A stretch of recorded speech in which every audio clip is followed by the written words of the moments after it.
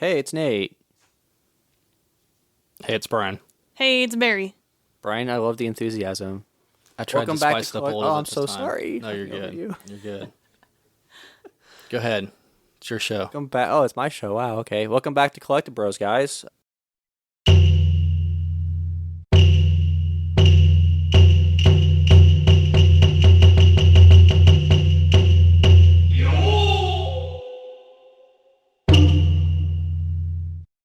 Topic at hand today, unfortunately for everyone listening and recording, Daikatana 64.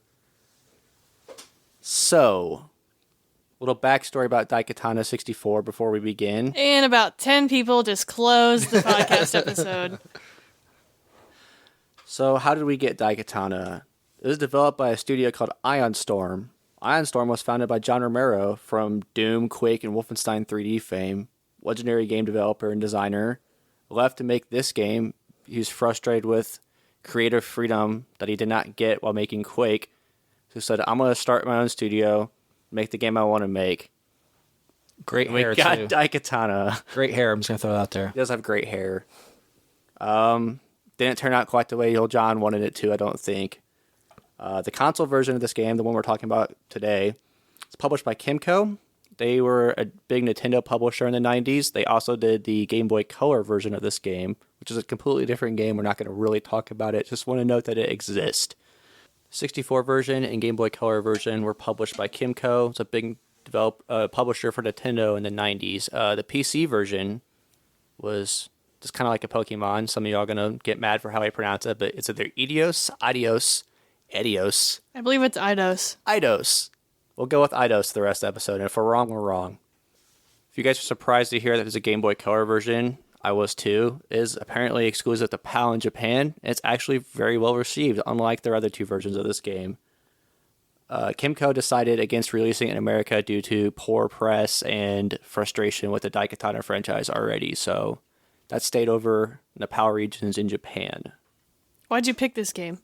So, I'm a big id Tech guy. I'm a fan of John Romero's work. I've always heard about this game. I have played the PC version. I've heard the development, how this game went through.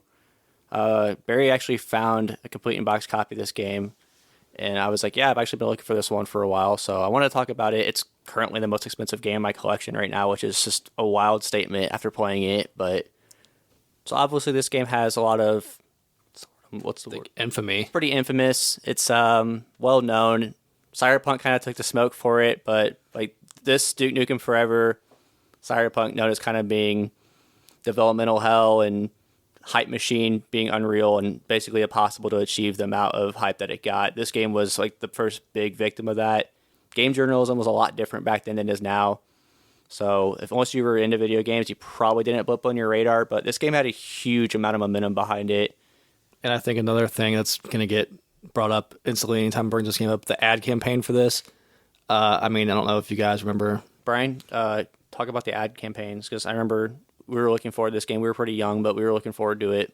Yeah, obviously we're huge Doom, Quake, Wolfenstein fans, and Ion Storm. They had, it was interesting. It was fun.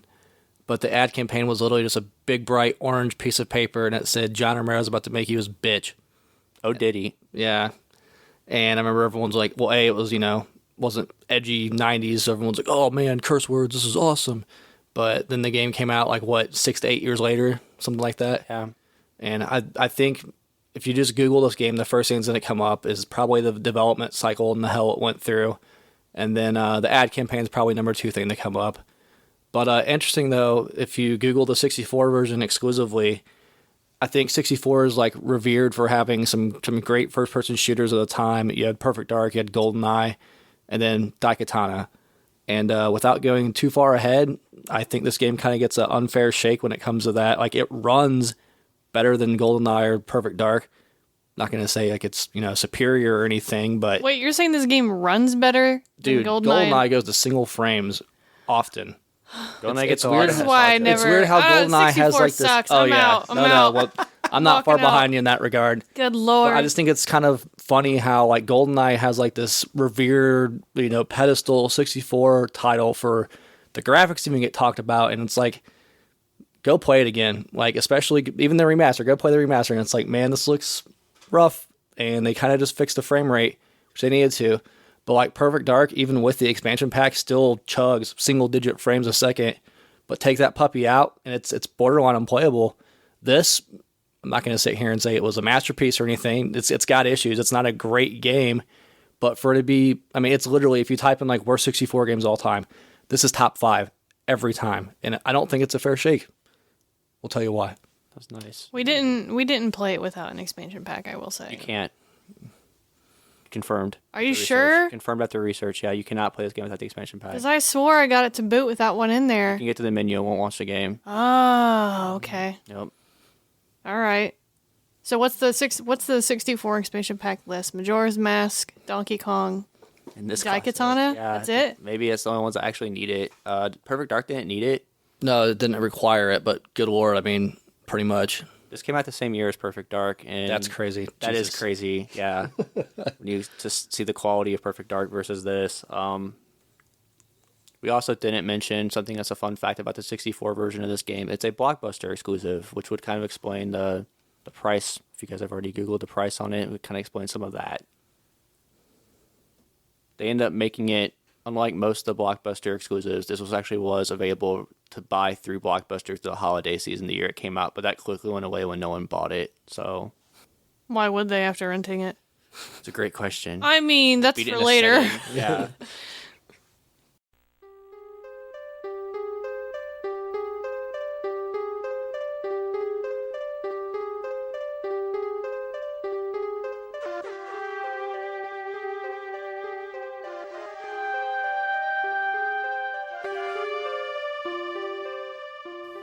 All right, guys, the meat and potatoes of Daikatana, the story. So as far as the story goes in Daikatana, surprisingly dense for a first-person shooter. I feel like since I've played the computer version, I can kind of speak on it a little. It doesn't seem like the cinematics and what's going on is as crazy or as long-winded as it did in this version.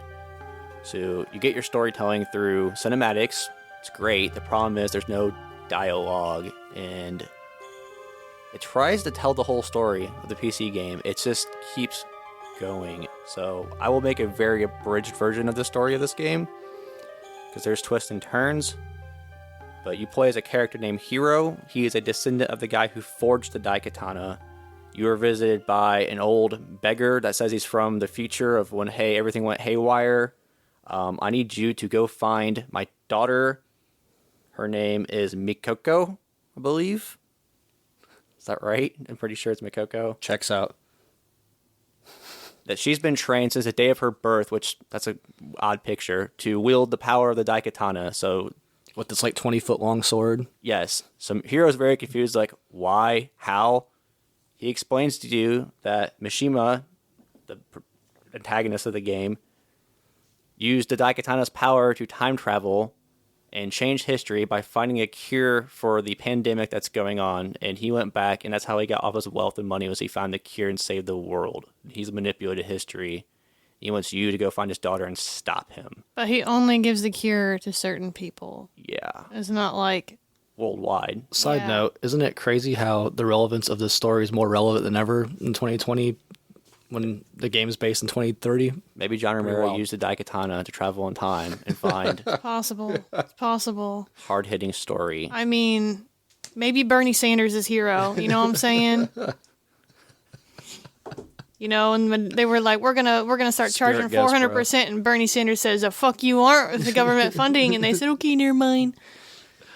So Bernie yeah, Sanders saved the world. maybe that's a sequel that we never got. Bernie is the old beggar. So the old guy tells you to go break his daughter out. She's being held in prison. You meet a new friend in prison. His name's Superfly Johnson, and the three of you embark on your adventure to stop Mishima. We go to, what is it, like future Japan at first?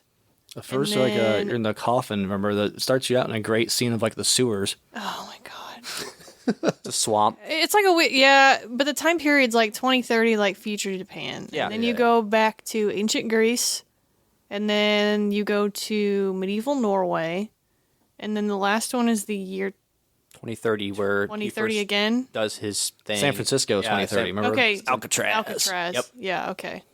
So those are going to be your levels throughout the game. There is time traveling involved, obviously, with the time traveling sword, but those are your sets for your episodes that you play in.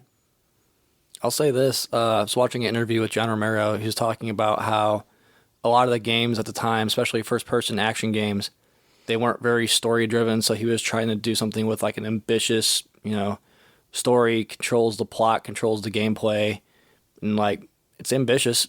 Absolutely. And, yeah. I think the premise is great. Like a sword that's super powerful that can time travel is kind of cool. Execution's another story, but I think it's definitely unique. This is a story that shouldn't have been a game. It should have been a book. Yep. I would have enjoyed this as a book. The premise is really cool. I don't know so much about the characters because there's not too much like character Well, like development. Superfly Johnson, Yeah. totally normal name. Or, the backstabbing bitch at the end. But but I don't know, like the idea of having, time travel's a used trope in basically everything, but you've got, a magical sword with the power to time travel, and your hero happens to be the descendant. You have to fight the descendant of like another dude that was relevant to the original fight or something. I don't know. And then having to go through other time periods, and there's like mystical beings and like they looked like minotaurs. Wizards. There was like werewolf. What were those? Were they werewolves? Like infected. Okay, they They're were like rat people. Yeah. Yeah. They said they were like They said they had the zombies plague. almost, but they Yeah. looked like werewolves, but they also looked like rats. The graphics are great, You've by got the way. like Spoiler. you've got like stone statues that come to life. You got the Medusa that just looks like a snake, not a woman with a head of snakes, but the 64 can't run that anyways. So I mean, like, there's a lot of cool, fantastical things in it as far as like time traveling and including mythology, and not just like time traveling. You have to fight Roman soldiers because it's kind of boring. But Looking at you, dark as a days. just the execution of this whole game.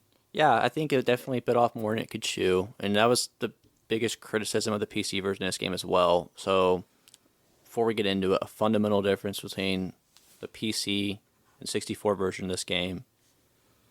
Ambition was kind of the main feature of making this game. It wanted story, wanted characters, and the crazy feature John Romero wanted to implement was AI characters that follow you around. They're not in the 64 version, and it was the biggest Achilles heel of the PC version was they would get stuck on every step. They would get stuck on a edge or brick or entryway. You don't have to worry about that in the 64 version, which is kind of nice. But we're playing a game on 64 that doesn't quite have the computing power to make these worlds seem as detailed as they needed to be to stand out from one another. So I still don't understand why this is on a 64. Well, is there any researchable reason on why this isn't on a PlayStation 1? I'd assume just Kimco, right? That's the only thing I could think of. Like, maybe they were under contract to produce Nintendo only? I don't know. That In the seems kind 90s they were. of seems kind of late for Nintendo because that was like their shtick in the early days. Was like, hey, lock you down for third-party support. it's 96. I mean, believable. I mean, look but- at Rare. I don't know. I mean, unless it was something behind the scenes where Nintendo was like, we want exclusive, like, you got the John Romero name. Like, John Romero's name's on the box, so... Oh, yeah. He was a maybe big they were- part of it, yeah. Maybe they were trying to say like, oh, we got the Doom and Quake guy for a 64 game by our console, because it came out after the PlayStation 1, Yeah. and the PlayStation 1 was already going balls to the wall. So I don't. Maybe that was something behind the scenes where they're like trying to get exclusives that were third party, which And Nintendo's not notorious for They whatsoever. don't have like No. adult games either. Like No. this would have been a big, like, based on the hype and stuff. This would have been a huge get if it would have worked out. Yeah. Because this game is rated mature, which is not a whole lot of mature rated games. It is interesting though, because like the original Quake has a 64 port, doesn't on PlayStation. Kind Yeah, of weird. I thought it did. Quake 2. Oh, Quake 2's 2 yeah. does? But then Quake 2's on 64. Quake's on PlayStation, Saturn. Yeah. Yeah, it's What about interesting. Doom? Doom 64 and Doom's also Yeah, on PlayStation. So Doom Games 64, though. yeah. Yeah. It's technically, it's weird how 64 is thought of like this family-friendly multiplayer console, but there is some interesting, unique, mature first-person shooters on it. Well, I mean, that's just how Nintendo's Turok, always yeah. branded themselves. Yeah. It's their bread and butter. I guess John Romero didn't make them his bitch. Just like how Xbox isn't Made all of branded us as his bitch. family We talking about console, we they're bought it. branded as they're branded as bachelor / you just got married and you had your first child and now you need something to convert over to a family console that also plays anything because you're poor trying to take care of kids and you're young. So like that's what Xbox brands it to. Or I'm 33 and still doing it. And then PlayStation's over here is like, we know you're single. We know you don't do anything except play games. Go jump into single player 200. And so they would be basically right. Yeah. It's fine. I'll say really quick, it's interesting to circle back before I forget. Again, Romero is kind of ahead of the curve there with like having AI teammates follow you around. For this to be the first game to do it in the PC, it's such commonplace now you don't even think about it. But like, just think about every game where you have AI companions that follow you. Like, this game was so far ahead conceptually. I don't know about execution. Again, we're going to keep coming back to that. But pretty interesting. I think the story, even if it would have been presented a little better, it could have been a big plus for this game. Because it was super interesting. It's unique in a way. Even with time travel, it is kind of an outdated, like, redundant trope. But, like, they do a good job making it feel a little different in this game. Yeah, I think they handled, every level feeling different. Having period piece weapons was cool. Or even like in the medieval one, like you keep defeating these wizards. It's kind of like, a boss rush through the levels. They drop different staffs that have different spells. Like, it is interesting how they kind of let the setting tie into the gameplay.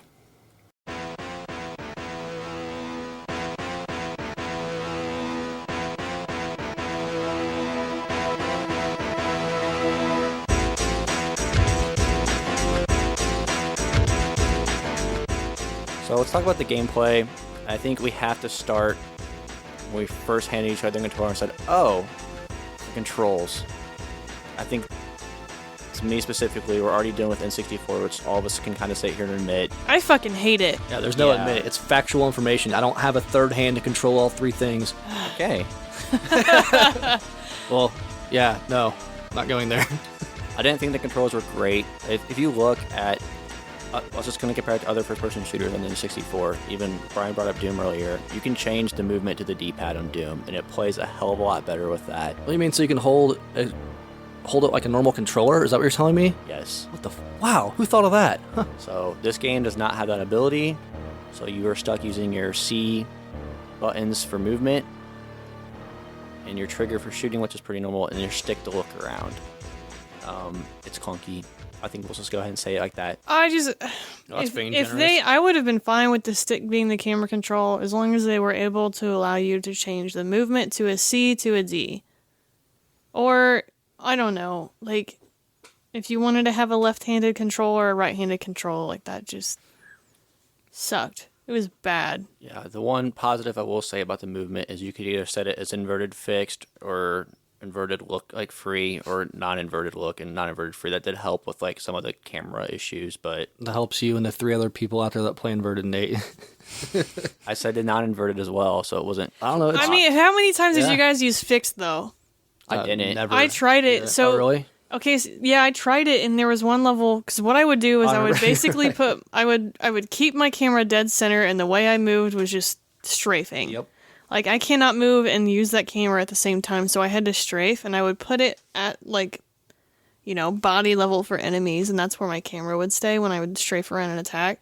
But when I flipped over to fixed, it would put it down slightly. So the camera would be pointing your gun kind of, like, at the floor, and so you would have to push it up to shoot, and then if you let go, it snapped back down to the floor. It was bad. So even if you fixed it in the center and went around shooting, like, I would have to get so much more closer to an enemy before it actually shot them instead of hitting them in the leg. Yeah. I would shoot the floor. So the camera placement for fixed looked like it was center screen, but the horizon line is above center screen slightly. So it wasn't, fixed wasn't good. Of course it was. So I'll say this too. Console first-person shooters at the time, even like the way GoldenEye got around this is like you held a button down to free aim. I don't know why they didn't implement something like that into this. Or if they weren't going to do that, they could have done like the Quake on Saturn route. Think about how you control Quake, where it's literally a game with a mouse that you look around, but you strafe, like Barry is saying. Like most first-person shooters back then were strafe shooters. But to sit there and try to be like, oh yeah, you have to aim with this. That's the thing. You have to use the right hand to move, to walk, or strafe. You have to use your left hand to aim, which I get it. This was the Wild West back then. They didn't have like analog control, wasn't the thing. Well, Alien Isolation, but that's a whole nother topic. Alien Isolation figured it out that like, hey, this is how. What was it? Alien Trilogy. Oh, Trilogy. I'm sorry. Isolation's the Xbox PS4 game. Yeah. Need another monster. No, I remember they got like shit on because they were like, hey, this is a great way of controlling like left stick moves, right stick looks. And they didn't have that figured out back then. So I guess like thinking of all the other games, even like Perfect Dark, even other games on PlayStation like Duke Nukem, there was always options to change it and like try to figure out a way that worked for you. And this there wasn't. And it's weird. I don't know how involved Romero was with like the console version of this game, but like that seems like something he would have been like, let's let players get comfortable. And they didn't. Based on what I know of the development for Daikatana, it was a point just to get this thing out. For the 64 version or everything, because it was a nightmare. Yeah. I think my biggest issue with control is just a nice little kneecap. Did you guys get to swim? Or was it a little I played? Because swimming was a little bit, yeah. It was. I don't know why they decided as game design to have your characters just sink like a fucking rock to the bottom of whatever water you were in and have to tap the right button to like mash the hell out of it to get up to the top of the water. The jump button? Yeah, it was brutal. Swimming was tough. It was the most like, this is ridiculous aspect of control for me personally. Okay, let's talk about a few like game features. Something that makes this one stand out a little bit compared to other shooters at the time was I guess I'd call it like your experience, your skills.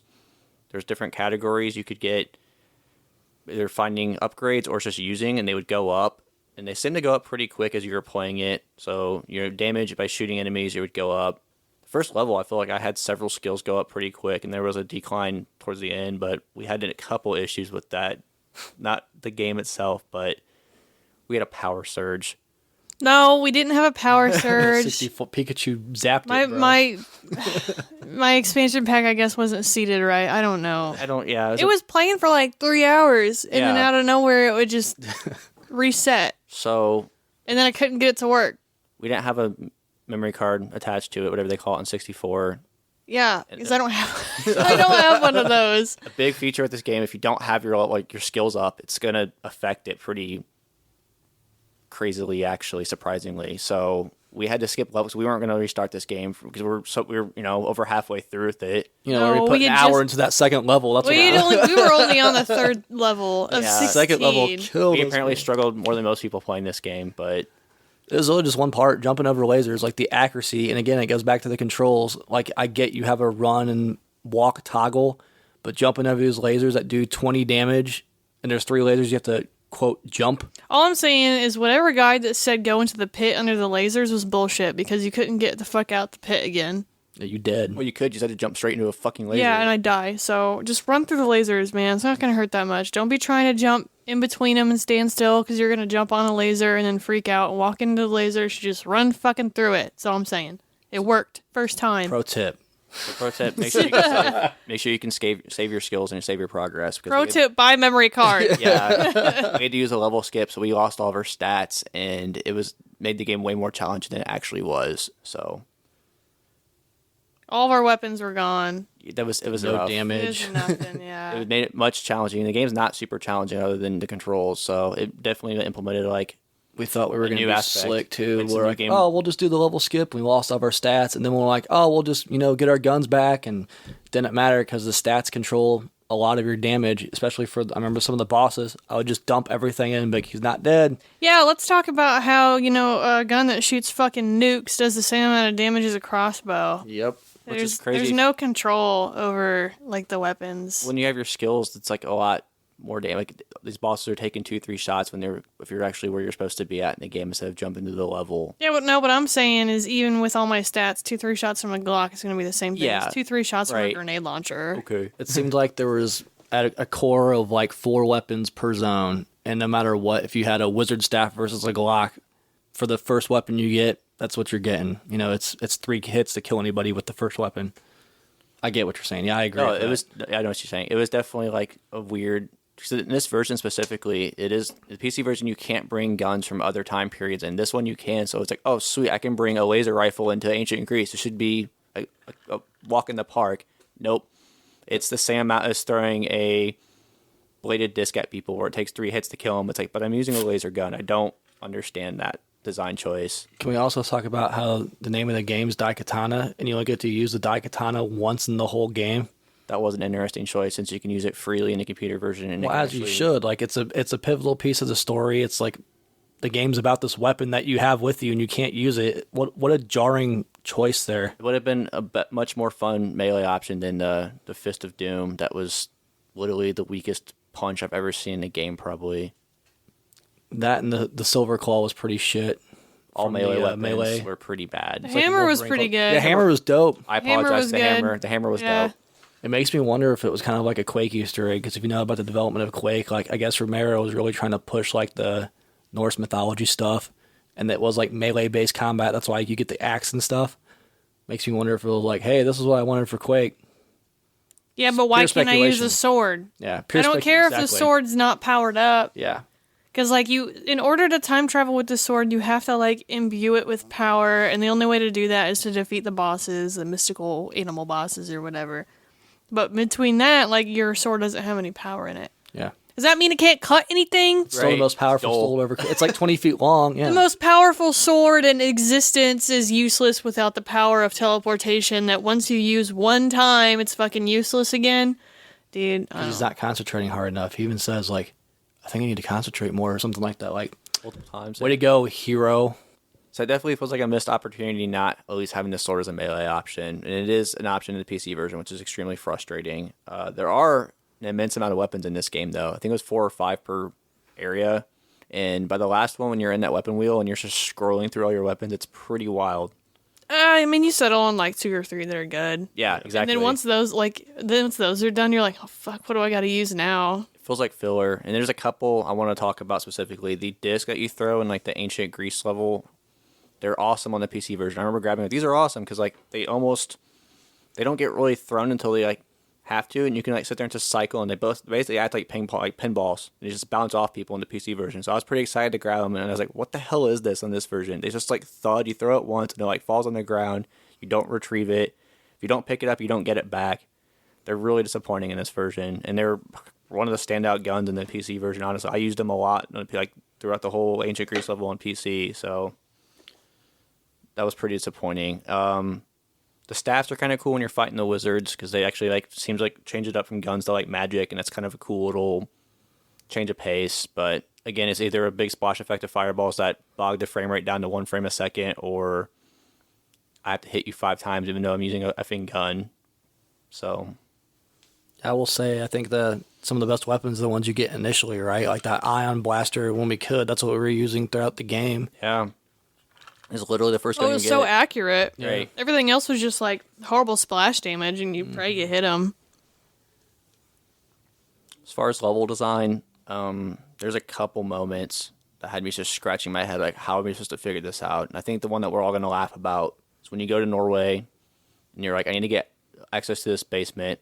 This priest that talks to you for literally, like, it seems like an hour, but it's probably Oh 10, my god, probably 10 minutes. That was me. Dude. That was my play Yeah, time. it I was have that note, yeah. it was excessive beyond any reasonable expectation.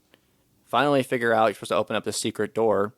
I don't know how you're supposed to find this out that a guide. There's these bells that you have to ring. The only thing I could think of is I was thinking that, like, I think there's one point during this literally maybe 5-minute conversation with this guy, he probably said something during it, but we We were all... didn't skip it though. Didn't? No, No. I mentally skipped it because I don't remember a damn thing, bro. I was No, like, I was trying to pay attention. Yeah. oh my god, I didn't. I checked Dude. out. That was brutal. He says he doesn't know how to access his basement because he's like, Yeah. apparently this He guy said he had no idea. Wow. hasn't talked to humans in 13 years. It's like, oh my god, and he talks to you for an hour, and it's like there's nothing about it. You have to hit these bells in a certain note order. I have no idea how you're supposed to figure that out without a guide. Like, Yeah. horrible design in my opinion. If you have something so random and important to progressing where there's no clues, there's no. I watched other people play that part online. Like maybe I missed something. They're all like, "How am I supposed to do this without a guide?" So it wasn't just us. It was just a really poorly designed section. The other one that comes to mind is it was in the ancient Greece part where you're supposed to collect pieces to this tablet, and they're all like kind of hidden throughout the level. There's one that's you have to break a table to find, and there's no other part in the game where you're breaking objects. You can break walls. You can like access doors by breaking walls, but there's this table that's under an archway, and you're supposed to break it, and that's where this piece is. It's like, how was I ever supposed to figure that out? So those are the two sections specifically where I was like, is this just filler? Is this just how long can you keep the player wandering around until they figure it out? But without a guide, it'd be pretty hard to finish this game, in my opinion. Yeah, I mean, it doesn't feel, the levels aren't as like labyrinth as like Doom 2 or whatever. Levels are pretty straightforward, but there's a couple parts and it's out of the blue, like, what the hell do I do next? And it is, Well, there was that part with the getting the coin with the water. Yep. They're like, you spawn and it's behind, the spot's behind you. So like, I would imagine you would have no reason to turn around and look at anything. But like after that, as soon as we spawned anywhere, I was turning my ass around to see what was behind me. Yeah. But there's like this skinny little ledge walkway around the water that leads to a cave where you have to get a coin, and you need the coin to like pay passage on this boat or whatever. But the only reason I knew it was there because like Nate's playing, he's jumping around trying to figure out like what the fuck. We got to the dock, right, and we have the horn, but there's nothing there. I don't even remember how you use the horn. Was it the same as the crouch or the? Okay, so we finally got to the dock. He's like looking around trying to figure out what's going on, getting his ass beat by fucking minotaurs because we don't have any weapons except for Poseidon trident. I see the video and I'm like, you got to go around this weird walkway around this corner, and we were like, what the fuck? How did you? Oh yeah, it was like how in would the you water even we were find that? sitting at, Yeah, it was like a hidden water like walkway under the water, and you could only see it if you were like standing at a certain point. I'm like, how? And it's weird that like the game would do stuff like that because like the first 4 initial levels were like get to the exit type of levels. Yeah. It's just weird like design choice where it'd be like normal corridor shooter versus like fetch quest to conclude it, and then the end it in Alcatraz where it's like, oh, I need to escape from Alcatraz, and this old prisoner dude just like, oh, I have a bomb here. He just pulls a bomb out. Yeah. There's weird designs and like levels. Part of it's shrinking down from the PC version. So like specifically the bomb one. What was developed first? PC. Okay. It's definitely made as a PC game that they loosely adapted in an N64 game. So if you guys remember, there's like certain basically every zone has like a fetch quest type of level where you have to build something, collect parts. So the Alcatraz one, you're actually supposed to get the components to that bomb. Interesting. So okay. Like the sword? they just Like the sword? like the sword and the tablet. Oh, at the king with the tiny head. We forgot to talk about him. Oh, we'll get to that. Yeah. What was the first level? First fetch quest level? There wasn't. It was just like escape through the sewers, and then it was Then it was the coin. bunch of switches. The coin was the first like finding stuff in ancient Greece, and then there you go. Okay, so the first one just didn't have anything. That's what I was saying. Yeah, Okay. it's weird how it Greece had turned to like two because there was a tablet you had to build. You built a sword for the king in Norway. You build a There's tablet? 5 pieces to a I remember that tablet. 'Cause the tablet, last yeah. one, Brian played that level. I was doing that. Specifically, I remember the sword. I don't remember the tablet. There was 4 easy pieces to find. The 5th one you had to break open a table, and it was like you don't interact with objects anywhere else in the game, so that was like stupid. Yeah, so that Greece has 2 fetch quests, and then there was the sword in Norway, and then they said, you know what, we're not putting you guys through this again. We'll just have this old guy give you the bomb, so you don't have to go build it. But that makes sense though. I don't know if some of the designs were just because they are like squished out. Every section's only got 4 levels on N64, where some of them have like 9 in PC. So I don't know if just condensing it kind of caused some weird flow. That makes sense though. But specifically the last one, they didn't even try to like adapt it close to the PC. The other ones are like, you can tell what they did. They shrunk it down. The PC, like the last one on N64, is just like rushed. Well, the last couple levels, it was just like they gave up. Yeah, they were like, we're done. Just like we were. Just like we were playing it. Yeah, we were done too. So I think it's frustrating because changing up the pace can be good in games. Like, you know, if there's a little more direction of, hey, go find this coin, go find this. Nice little change of pace. And it was kind of a cool moment if it was done right. But, like, the obsceneness of having to be like, figure it out, definitely left more to be desired. I think it would have been implemented better. It could have been a nice little, make this game stand out more. Make it feel like I'm actually doing something with these time periods rather than just trying to get through the damn life, get through the level. But boy, isn't that Daikatana in a nutshell. Could have been. Coulda, shoulda, woulda. Yep. What about controls? We started off with that. We talked about the horrible movement, the water. Oh, yeah, that's right. That's right. Yeah. Okay.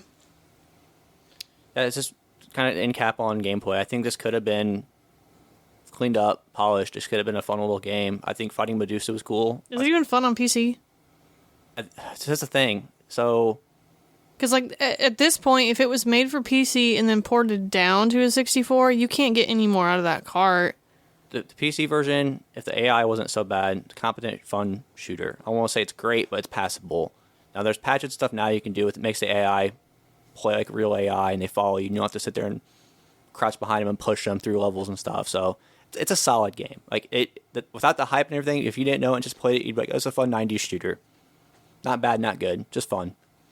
The N64 version feels limited. I will say I don't think there's anything they could have done. Yeah. There's literally nothing. It's an ambitious game to even try to bring it over to a cartridge, honestly. Even the cutscenes are super long. Like, it's to the detriment of the game. It is ambitious. I'll say that. I think that's a good way of putting it, honestly. It's to its own detriment.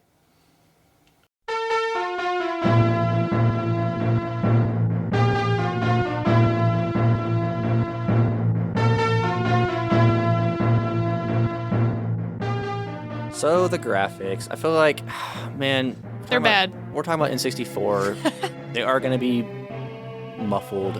It kind of feels mean at this point to pick on 64 games for the graphics, but Sometimes the truth hurts. All right, look, the 64, Always muddy. in all of its polygon power, which wasn't a lot compared to, what a PlayStation 1 could do, they still can do 3D. It has to be stylized. It's like those types of graphics are made for a certain style of game. You can't try to do realism on a 64. It just looks very bad. it's a really good way of putting it because Mario and stuff looks dated, but it doesn't look bad. Yeah, I mean, like they're stylized in a certain way where like Zelda looks great because it's just the style it goes for. All the Marios always look great, but like anytime you try and put any kind of realism flair on 64 games, they all look bad. They all look bad, especially when you try and go texture realism. Yep. Super fair. I think the fluidity does not help either. So there's a scene in the beginning where these ninjas are spying on you when the old guy's talking to you. We were just like, Barry described it best. Oh, the boost? Use the sword as a springboard. Said it looks like Yeah. somebody animated it with action figures, and it's like it's really. As soon as you said it, I was like, "Wow, it's literally exactly what it looks Well, like." and I'm not sure if that was a technological restriction or not, but the cutscenes were so long because the actual character models took so long to move. It wasn't like, a normal arm speed of like if someone is talking and is using their hands to motion, it would be like negative 30 times the speed of what a normal hand motion would be, and it would take forever and ever and ever and ever. They were covered in molasses. Like the There's old man, times- oh, the sorry. old man had to push out 2 coughs, and it took about 5 seconds for the animation of him to cough once and then cough twice. Can we talk about the coughing dialogue too? Click, clack, cough, whatever the If fuck. calf cough, Cough, calf, cough. cough calf. Totally normal coughing. Yeah. But yeah, With a honestly, K. the graphics on par with other 64 first-person shooters, I will say. But the animations, I think, are abysmal. Like, that's the big hiccup here. It's like you can get by with mediocre graphics if the animations are solid. They're bad. The animations are bad. There's no way around it. Yeah, I didn't think the environments were absolute dog shit. I No, thought, the environments were decent. yeah, and you could tell where you were. You could tell what time period it's supposed to be. They're a little more detailed on PC. Obviously, that sounds like a stupid statement, but you could tell where you were, what you were looking at, and they did try to put little things throughout the level to make it stand out a bit, but it was mostly the animation to me more than the frame rate. We did want to make an interesting note. We stuck it in high resolution mode, which is normally like a cardinal sin for an N64, and it played a little better for us.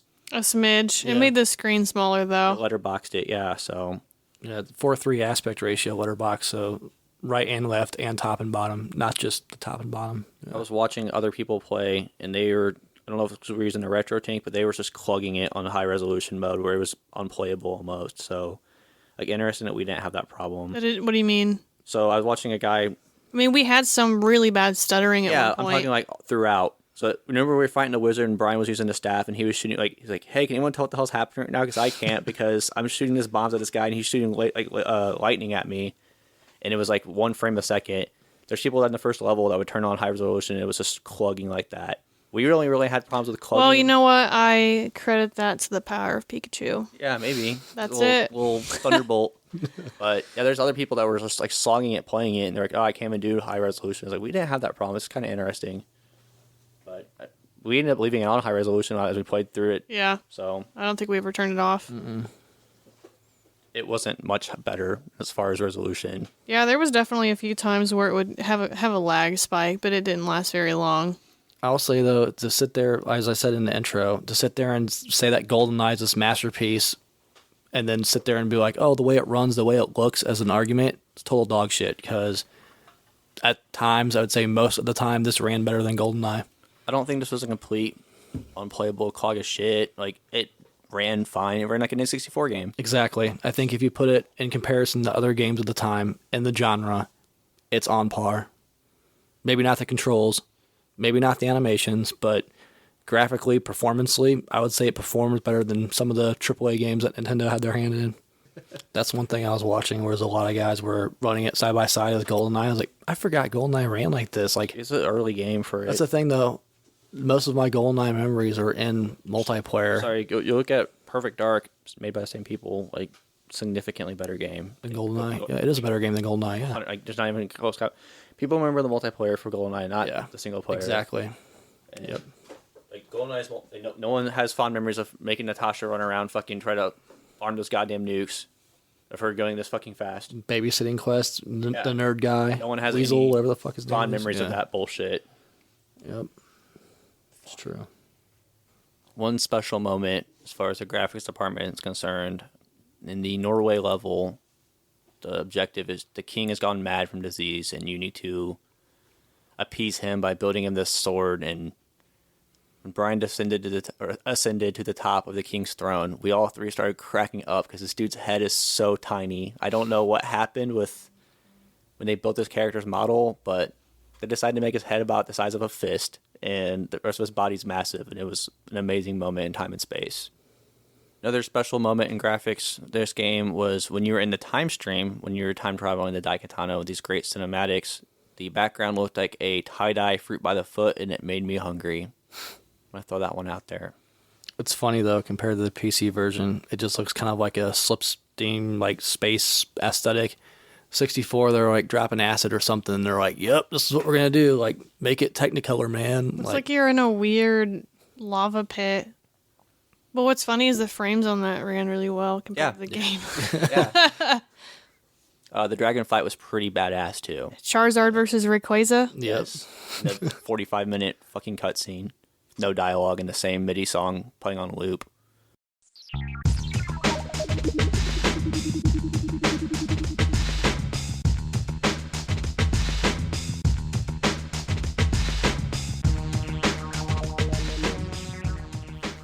Okay, audio in this game. We could all probably recreate every song in this game with our mouths right now because it's. No, I can only remember one. They're all burnt. There's only one I can remember. Dude, There's all one to burnt. rule them all, that's for damn sure.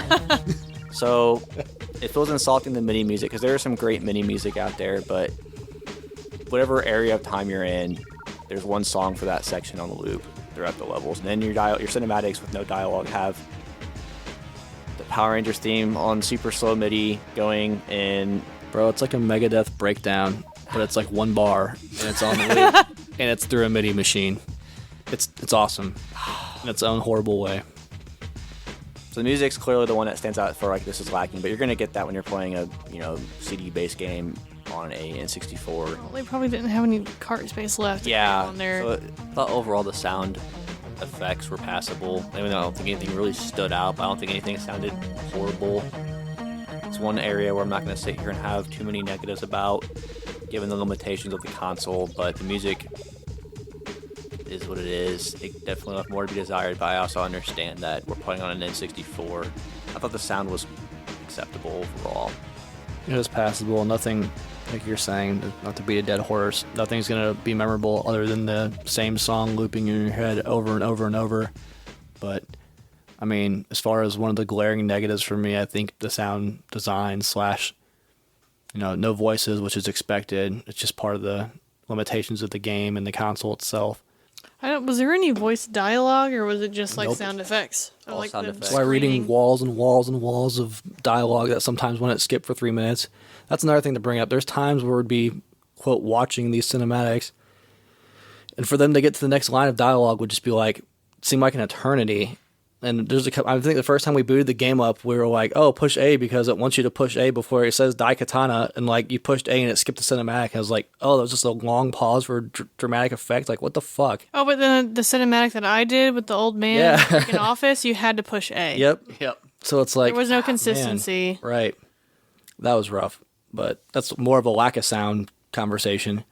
Yeah, nothing stands out here. I think the music's what's going to for the better or worse of the effect. That's what's going to stick with you the longest. The biggest knock for me in the game is the lack of sound. Yeah, it was a couple of days ago we played this, and the music is still being burnt into my brain. I can still hear it when I close my eyes. So Mine was gone until you both walked in my house and just started going, meh, meh, meh, meh, meh, meh, meh, meh. And I'm like, we're not good for each other. We're sorry.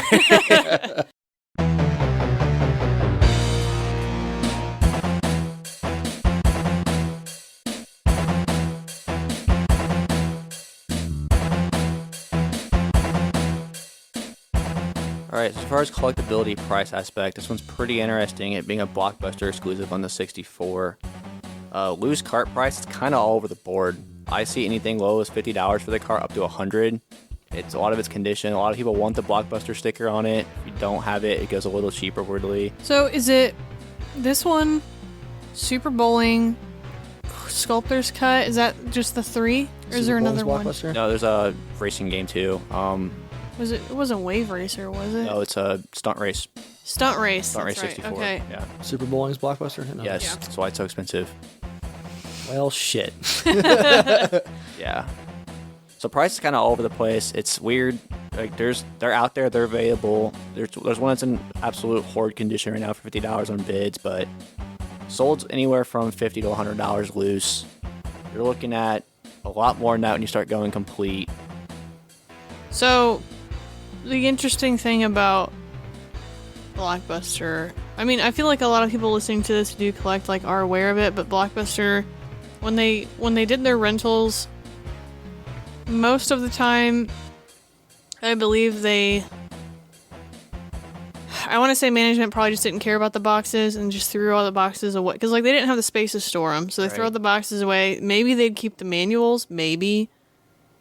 Sometimes they could probably give them out with the rental copy. But, like, normally they didn't give booklets out with game rental copies. So a lot of them just went straight to the trash. And then very few of them, like, they were probably told to keep them just in case they needed them for, I don't know, return sake or whatnot.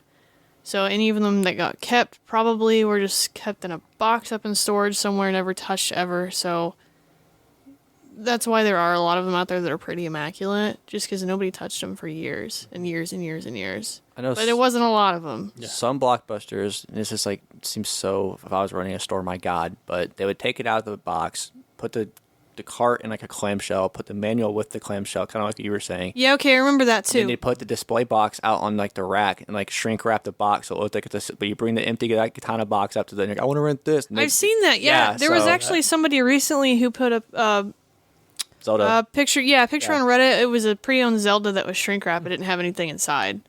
Interesting. So that's how some of these boxes survived. They did not get murdered by kids in the store. I was going to say, I remember like as a kid renting games from Hollywood Video, and it was just a generic case with like the instructions like from Hollywood Video on the back. And that's how they got by, not like giving you the manual. It'd be like the controls with the controller layout on the back. It's funny because sometimes you go to like, retro game stores and you'll find a Hollywood Video case with the instructions. It's kind of funny. Yeah, it was definitely like a store by store for a lot of these rental types, and some of them you didn't get the manual, some of them gave you with the manual, like clamshell. Now that you say that, I remember that. My Super Metroid's like that. Because like when I remember going to Disney World and renting 64 games. So like the little hotel, weird story time, a little hotel room we had, there was I think I had a bunk bed with my brother, but my little bed was almost like a pod, and at the foot of the bed there was like a TV in the wall and a 64, and there was like an on-site like game rental store that you could go to rent games to play in your little thing in your bed. So I was sitting in that bed playing Pokemon Stadium at Disney World, or whichever one's in Florida. I don't remember which one. Disney World, right? I think so. Okay. Land or World, one of them. But that's how I remember getting it. Was in a clamshell. Didn't have the manual, but they gave it in a little thicky clamshell 64 case. It's weird. They all kind of did their own thing. So as far as completely box prices, the last one to sell was back in December this year, and it sold for $600. I've seen it for more. I've seen it for... What was the condition on it? Pretty damn nice. There's only one currently available on eBay right now for $5.95, and it's shit. That's gone down. Yeah, it has gone down a little bit since I picked it. The one that sold recently was immaculate condition, registration card, literally complete. It has a registration card? Beautiful. Yeah, it's complete. It's immaculate. Sold for $600. It's the last sold one. There's no other Is there Blockbuster stickers on it and stuff? 0 stickers. So it looks like it's just opened it and never So I played it. wonder if people want stickers for a premium or not. It's weird with the loose ones. There's people paying a little more for them. There's people paying less for them. So it's kind of all over the place. And it's not a super expensive cart for how rare the game probably is. It's probably preference with the sticker. Because, I mean, like, me personally, I'd want it to be immaculate as possible. But Yeah. if you're, like, collecting, you know, a set, and you want Blockbuster, I got all the Blockbuster games, you might want the Blockbuster sticker. I think it's a lot preference, but either way, I've had games where I've, you know, taken the Blockbuster sticker off. I've had games where I left it on. Well, I mean, I feel like considering it was an exclusive, like it didn't hit a retail store, I Right. feel like Nate's copy is a good example of probably what I would want if I were Yeah. to buy it. A Like little bit of both. it's got the Blockbuster sticker on the back of the cart. back, The yeah. label's really nice on the front. The Blockbuster sticker's not fucked up. Yeah. The back of the box has that really small, like, printed off paper sticker on the bottom corner, but there's no, like, bullshit all around the rest of it. Right. So it's kind of subtle. And the sticker that is on there is still intact and it doesn't look disgusting. So I feel like that would be a nice, like, yeah, this is Blockbuster. Here you go. Like, this came from a store. Yeah. So that was the last sold one. There's a couple available right now, and they're all over the place. The cheapest one, it's not great condition. It's $350. It's from Canada. Then there's one asking for $750, which is like, You said complete? yeah, they're complete. But $600 to $700 seems to be the asking price. It sold for $500 recently. So this game's kind of all over the board. At one point in time, it was up to like $800 not too long ago. Yeah. It was when I actually picked it for this episode, I was like, well, shit, this is $800. I'm going to talk about it. But let's not act like $500 isn't a lot of money either, though. So, especially for this game. I cannot find a single example of a sealed copy. They probably don't exist. Like, Are there any manual only? How much does the manual go for? no manual only. Interesting. There's some without a manual. Probably because they chucked it and kept the box, but we're still asking $500 for it with no Interesting. manual. So yeah, it's probably one of those games. Well, I guess I'll say that when we get to like the I mean, if I had to guess what survived, the boxes survived more than the manuals did. yeah How do you Especially spell if- Daikatana? I'm sorry to make DAI Katana. yeah. If I had to guess, like, even if a store did keep the box and the manual, they're probably handing the manual out to customers. So they're probably fucked up. I mean to cut you off, sorry. According to the Game Eye app, the manual is $175 by itself, which I don't know how accurate that is. But If you Could've click been on years it, ago, yeah. hit the yeah, you can So the list, go, yeah. yeah, see if it price has any charting. sold for just manual because it'll show you the listings. oh, shit, I'd imagine it's expensive. 12/30/22 for $250. What? When? Booklet only, 12/30, so December 30th, 2022, Okay, so that's not so $250. and then $107.50 for the one before it, which was in March of 2022. It's more than the cart. So about $200. It's all over the Well, place. there's more carts though. Right, Yeah. right. The manual's probably rarer than the box, honestly. If I had to guess, Yeah. that's what I think. And God, poor bastard that doesn't have one with a manual. Is like, I gotta do it. Don't feel bad. Like, do not feel Yeah. sorry for you. That sucks. I mean, It's me with I feel like Jack the Rose. registration card's more rare. Yeah, I Probably doubt the rarest part dude, of that I don't entire think mine has piece. one. No, it doesn't. It's got the manual and like a couple of the inserts. But I don't think it has that. Which I'm okay. I'm not gonna go out and buy it. Yeah, it seems to be all over the place as far as sold. I mean, it's averaging around 700 right now if you take into account the highs from a couple months ago, and then like around 500 right now. So So we'll go 657 complete, excluding registration card. So, as a comparison, some of these other Blockbuster 64 games are just astronomically higher than that, though, right? yeah, I think the main reason Because for the games are probably better. Yeah. well that and this actually did. Blockbuster sold this during the holiday season, so you could go buy a copy of it You from could Blockbuster. do it with Sculptor's Cut too, Right. Yeah, so but Sculptor Cut is way more expensive. way more expensive. I don't know Yeah, why. Yeah, Bowling and Supercut are like two of the, Grail games for the 64 because they're Blockbuster exclusives. now I guess PAL might have something to do. The PAL version of this game is not expensive at all. It's like $100 complete. It's available at PAL region. Is that the same case with Sculptor's Cut? And I don't know. because that would make a difference if it's Got me. only available in TSC. But I will say this: I think that PAL box art looks slick too with the black, because this PAL 64's borders are black instead of purple and green. It looks pretty slick. Who picked purple and green for the 64 boxes? Some idiot. They're ugly. I guess it is 90s though. 90s AF. There's not a PAL Sculptor's Cut as far as I can find. So that probably has a little bit to do with it. Are they region locked? 64s are, yeah. Bro, I ain't going through the bullshit of buying a PAL Modding. 64 to play Daikatana on a 64. So here's my take. I think it's interesting that it's a Blockbuster exclusive, and it seems to be, I don't know about the other ones, but the big ones that come to mind, some of these Grail items for 64 are also Blockbuster exclusives. You look at it through that lens, it seems like this isn't that bad of a deal. That being said, I don't think the game's that great. I think it's an interesting little point of history. It is technically a 64 exclusive because it is different than the PC version. So I feel like a cart for $50 for a 64 exclusive, that's kind of scarce. It's more scarce than like some of the other revered shooters that arguably are just as good. Like GoldenEye, like Nate and I were talking earlier.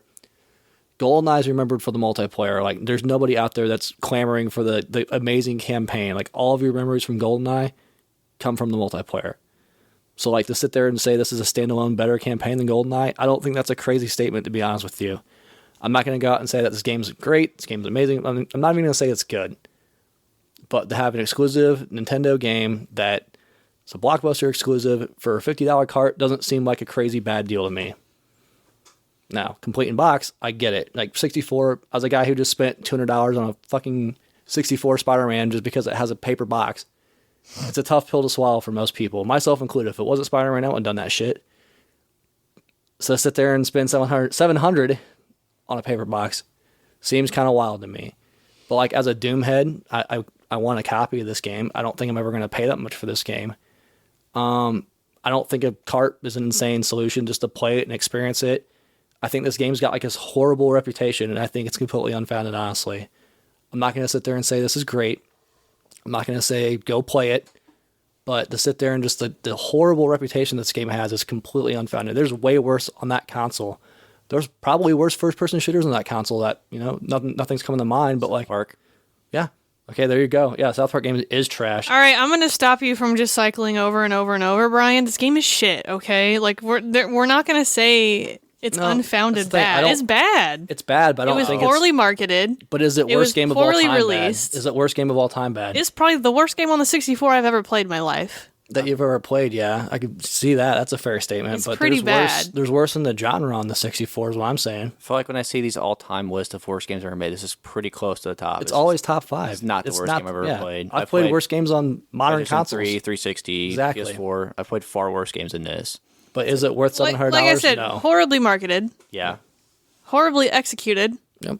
We want to talk about the PC one, that's fine, but we're talking about the 64 one. You took a game that had a full story, a full bunch of gameplay, and then you chopped it up and then Frankensteined it into something that fit on a 64 cart. That doesn't make sense. In a weird way, though, I'm like kind of enamored with that they got it to work. Like it's super ambitious. And they got it to work, but at what cost, Brian? No, I hear you. I'm just saying it's a sound argument. I get what you're saying. At what cost? Like all I'm trying to say is you took a whole game and you chopped it up just to try and fit it on there, right. and then after that, you only gave it to one store that didn't even sell it. Oh, they sent it to die. There's no question. Is bad. That's movie straight to DVD, man. And even then, they were like, game straight to game, and then rental only. We're not even going to make any money off of this. Yeah, that's a very fair criticism. But all I'm saying is for this to be all the time, you see it in all these lists where it's like the worst game ever made. Nah, it ain't the worst game ever made. I'm with Brian. It's not good. I'd say it's a 4 out of 10 if we're going to start, but it's not diarrhea. Yeah, it's a turd. But also, I'll say $50 for a Blockbuster exclusive cart for a Nintendo exclusive cart. I don't think's a terrible deal. Now, is it worth playing for $50?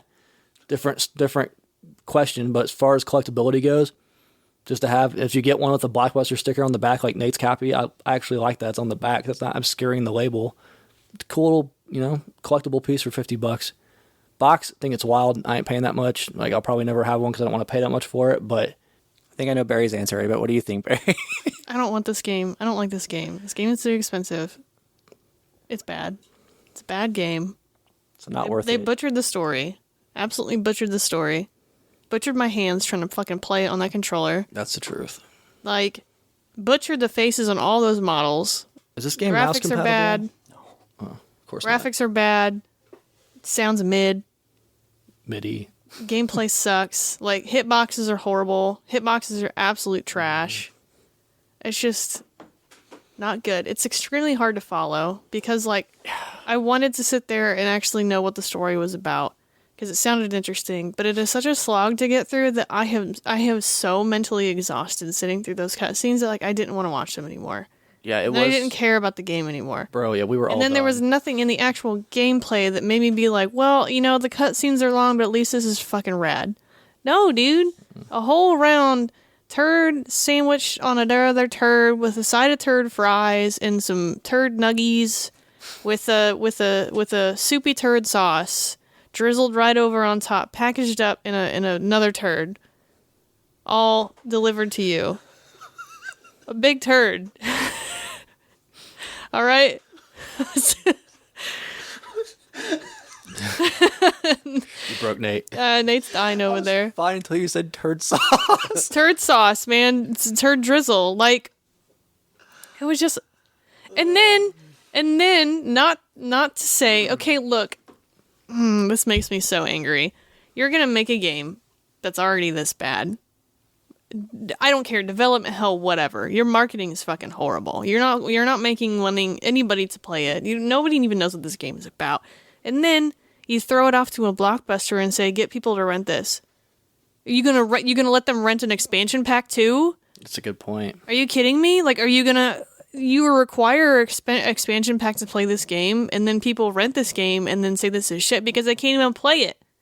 Nobody had an expansion pack back then, and the only people who did were the ones that were like, oh, I really need one for Majora's Mask. Do you think Majora's Mask people are going to go play Daikatana? No. They're going to be like, oh, well, GoldenEye doesn't need an expansion pack. I'm just going to go play that. Yep. So, like, on top of your shit sandwich, you're going to say, hey, you need a extra special piece of shit to put inside this to play it. I don't know, dude. For the time, like, they did themselves no favors. I think there's a good reason why this game is shit on for a lot of other reasons other than just the game being bad, but like was not well marketed. You expect people to have an expansion pack when they probably didn't. And then your direct competitor to this game doesn't need one and it's a rental copy only. Like that doesn't make any sense. I would buy it if you're going for Blockbuster exclusives. Yeah. If you want the set, if you want 4, yeah, buy it, but like, I don't know. Maybe just the cart. And then it doesn't fall into the group of people who had N64 nostalgia. No. Whatsoever. It's definitely That's what GoldenEye's for. I mean, GoldenEye is superior in many ways over this game. In many, many ways, for a lot of good reasons. Perfect Dark superior to GoldenEye. Fight me. This came out the same year as Perfect Dark, and Perfect Dark, I think we can all agree in the table is that's pretty wild. That's better in both of them. That's pretty wild. The only thing this game has riding on it for being a collectible piece is the fact that it was a game or a Blockbuster exclusive. That's it. There's another way to play it. Better ways to play it. Play it. It's cheaper. Is it on Steam? Yes, it is. That's how I played it. How much is it? I got it for $1.99. I don't know how much it goes for. No, I got it on sale, but so I mean, like you could check it out now. It's not unavailable on a digital market. Like it's not locked to the 64 forever, and that's the only way you're gonna play it without emulation. I mean, like the 64 version is different, but it's worse. So I don't know. $7 on Steam. Okay, there you go. So I think I'm gonna disagree with Brian. There's a lot of reasons why GoldenEye is better than this. And it's not just game. One for one game. Yeah, I guess my thoughts not coming out clearly. Like I don't have a problem with GoldenEye. I think GoldenEye is awesome. Like I've got complete in box copy GoldenEye. But it's just the reverence of GoldenEye where people put it on this pedestal and treat it like it's the best first person shooter ever made.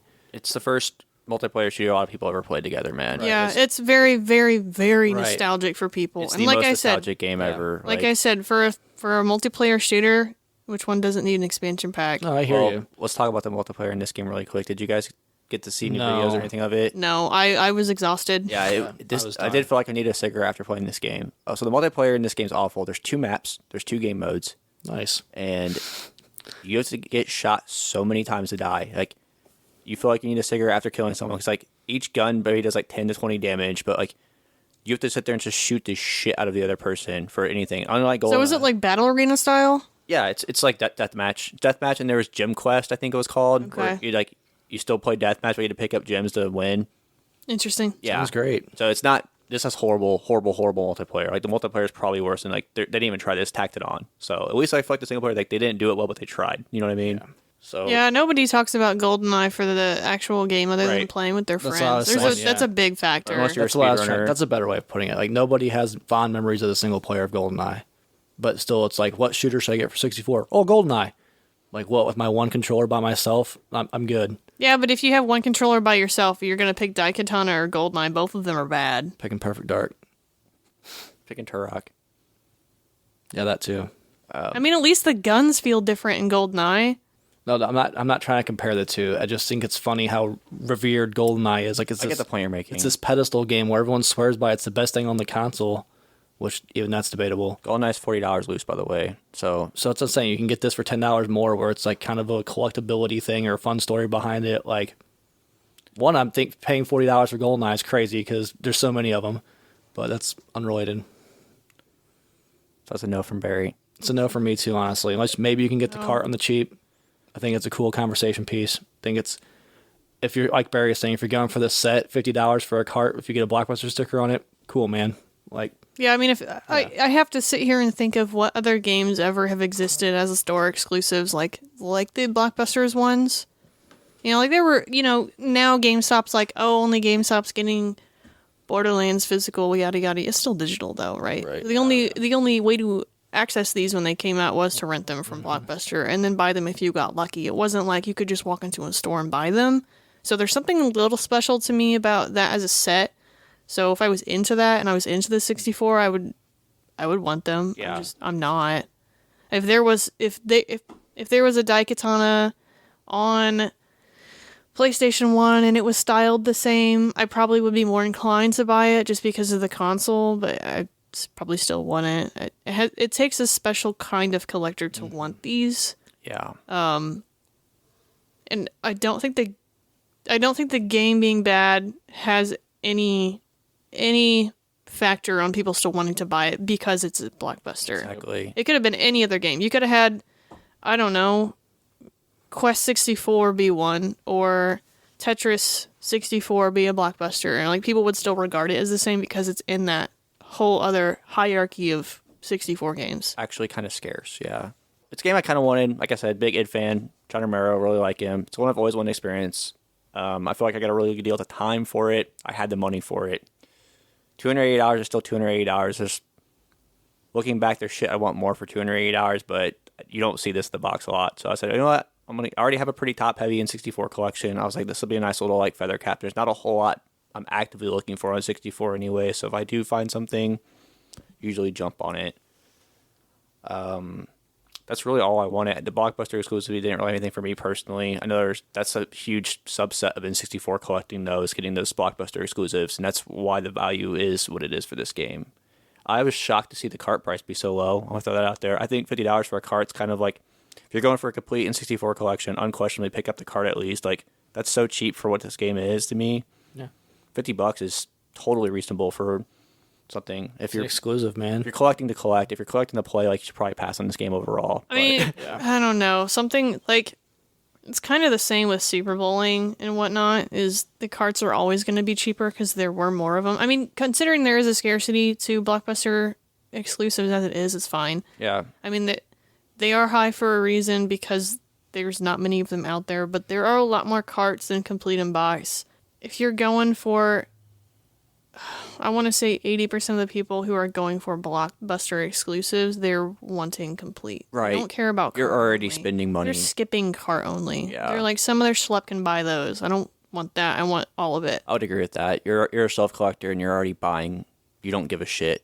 You're buying it when you find it in a condition that's acceptable to you. I think there's a huge, not only a price difference between the two, but there's a huge mental difference between the two. Yeah. So if you are like hardcore going for Blockbuster exclusives, like you want those in box ones. For People sure. will just pass on them all day. So I don't know. You got to think about $50 for a Blockbuster exclusive. It's pretty cheap. And then you turn around and say, well, GoldenEye's $40 and it's more of them were made. Well, yeah, but more people enjoyed them. There's the nostalgia tagged onto that. Absolutely. So it kind of weighs out where it's like, yeah, you're paying a little bit more for nostalgia, but you're paying a little bit less for Daikatana because it's not really well known, but it is exclusive. So there's like a middle ground Give on and that take. one. Yeah, Mhm. I don't think anyone who picks up a 64 to play casual and have a nostalgia lane is going to be like, oh my god, Daikatana. I don't think they're looking for No. it. I think if you see this game and you're looking for it, you know what it is. You know what you're looking for. Yeah.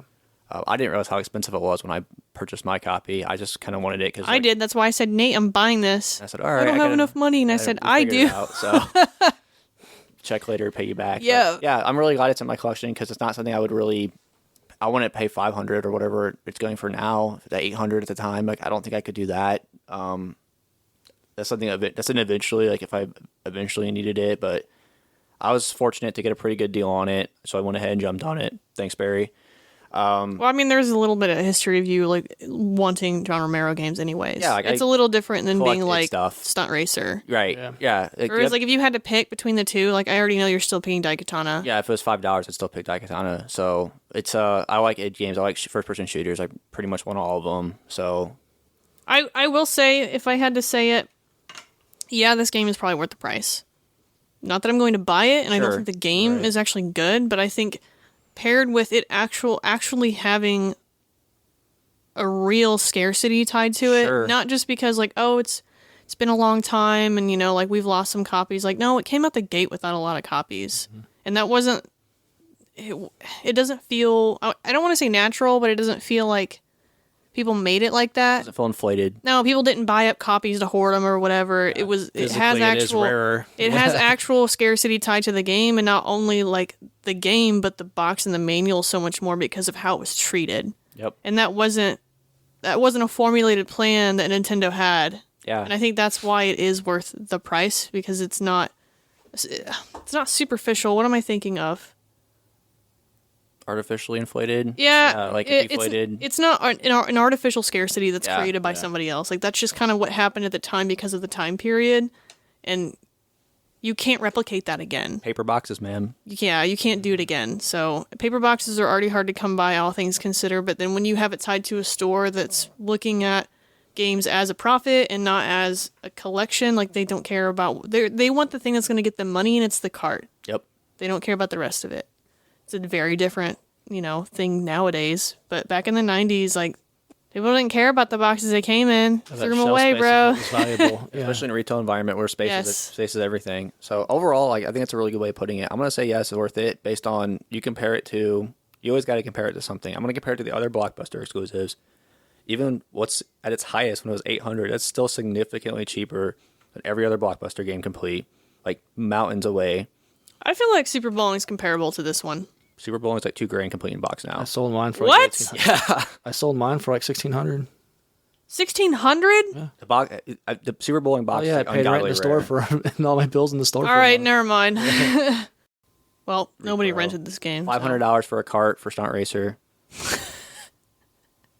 Jesus. That's what I'm saying. So It's this the is, cheapest because it's the worst and, one. I know they did sell this out of Blockbuster too, but it's not like there was a ton of them, So like there is a real scarcity to this game, and I think if you look at the price comparison to the others, people are like, I think that's a pretty good deal, all things considered. When you're talking about $2,000 for complete in box copies of stuff versus $500, Right. Also, I want to say for like a lot of these expensive rare games, I don't feel like they have from my experience playing some of these expensive games, a lot of them are trash. I think universally regarded, this is like the trashiest of trash, right? Where everyone thinks this game's shit, but then there's people talking like, oh, like Rule of Rose was a great game. I didn't love Rule of Rose. It's weird. I don't think it's almost like the bad scrub of this game affected it a little bit.